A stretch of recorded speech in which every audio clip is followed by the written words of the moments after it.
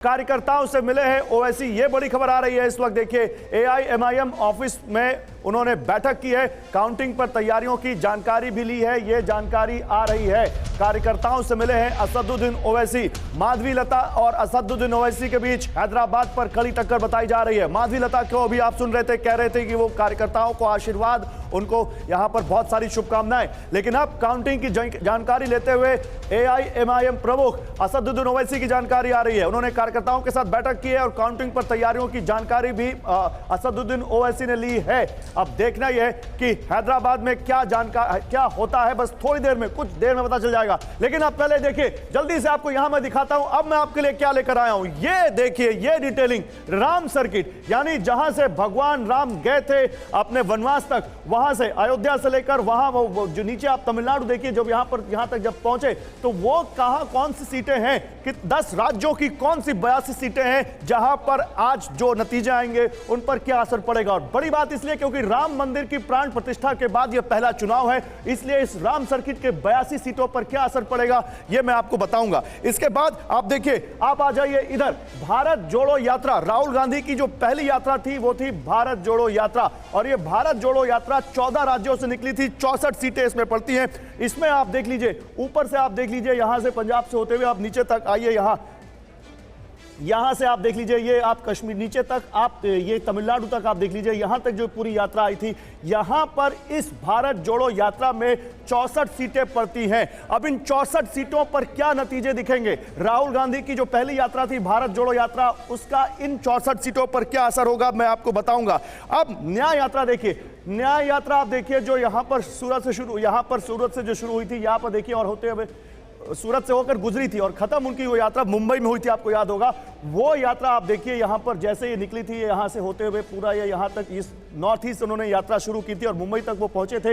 ये यात्रा जो है 15 राज्यों से गुजरी थी, 6000 किलोमीटर से ज्यादा की उन्होंने यात्रा की थी, 90 सीटें इस यात्रा में पड़ी थी। इस पर क्या होगा, क्योंकि ये लोकसभा चुनाव के ठीक पहले हुई थी, इंडिया के गठबंधन के बाद हुई थी, तो इसका क्या होगा ये देखना पड़ेगा। ये पूरी टैली आपको दिखेगी, भारत जोड़ो यात्रा, भारत जोड़ो न्याय यात्रा और राम सर्किट, इन तीनों सीट जो रूट्स हैं, इनके बारे में, पड़ने वाली सीटों के बारे में, एक एक सीट के बारे में आपको बताएंगे। लेकिन इतना ही नहीं है, बहुत कुछ है इसके अलावा भी। आप जैसा कि देख सकते हैं, यहां पर हम आपके लिए इस अल्ट्रा मॉडर्न स्टूडियो में टेक्नोलॉजी के जरिए, साइंस के जरिए, साइंटिफिक कवरेज के जरिए आपको आज के आने वाले नतीजों के बारे में जानकारी दे रहे हैं। हम तैयार हैं, लेकिन देखिए अब यहां पर आप देख सकते हैं, ये जो आप देख रहे हैं यहां पर इस स्क्रीन पर, इसके अलावा आपको और क्या दिखेगा। मेरे पीछे आप देख सकते हैं ये बड़ा स्टूडियो, बड़ी स्क्रीन, लेकिन इसके पीछे अब आपको क्या दिखेगा, इस पर क्या दिखेगा ये भी आप समझिए। ये तो आपको यहां पर जो भी डिटेलिंग आएगी इस पीछे बैकड्रॉप पे आपको दिखता रहेगा, इस स्क्रीन पर आपको दिखता रहेगा।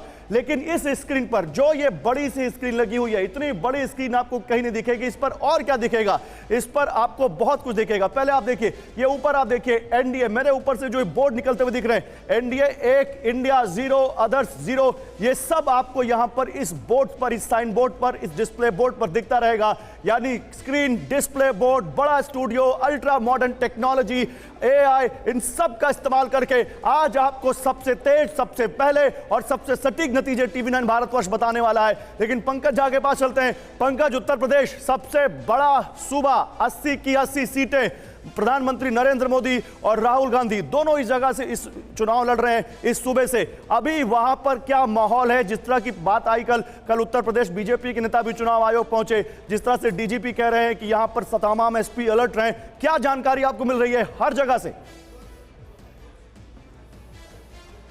देखिए, हम इस वक्त तो बीजेपी ऑफिस में हैं लखनऊ में, लेकिन सबसे बड़ी बात यह है कि कल देर रात तक भी जो यूपी में जो लोग गृह विभाग के हैं, डीजीपी हैं और होम सेक्रेटरी हैं, इन सब ने सभी ज़िलों में जो पुलिस कमिश्नर हैं, एसएसपी हैं, सीनियर अधिकारियों से बातचीत की, उनको ब्रीफ दिया है। इस बात के इंटेलिजेंस इनपुट मिले हैं कि जहां आज काउंटिंग सेंटर्स हैं, वहां पर समाजवादी पार्टी खास तौर से और कांग्रेस की तरफ से अगर कुछ ऐसा हुआ तो गड़बड़ी की जा सकती है। समाजवादी पार्टी की तरफ से खुद अखिलेश यादव ने अपने कार्यकर्ताओं को कहा है कि गड़बड़ी की आशंका है। चुनाव आयोग की तरफ से, अधिकारियों की तरफ से उन्होंने मिर्ज़ापुर के डीएम को हटाने तक की मांग की है। ये तक कहा कि करो मरो जैसी स्थिति है, कार्यकर्ताओं से बलिदान देने तक की बात करें। आपने समाजवादी पार्टी के जो उम्मीदवार है सनातन पांडे या फिर नरेश उत्तम पटेल, इनके बयानों को भी देखा जिसमें उन्होंने कहा था सनातन पांडे ने किया तो मेरी लाश जाएगी या फिर बलिया के डीएम की लाश जाएगी। तो इस तरीके से चीज़ें कही जा रही, तो उनको लगता है कि आज इन काउंटिंग सेंटर्स पर बहुत फोकस रहेगा कि कहीं से भी कोई स्थिति खराब ना हो। ये चुनाव आयोग की प्राथमिकता होगी आज।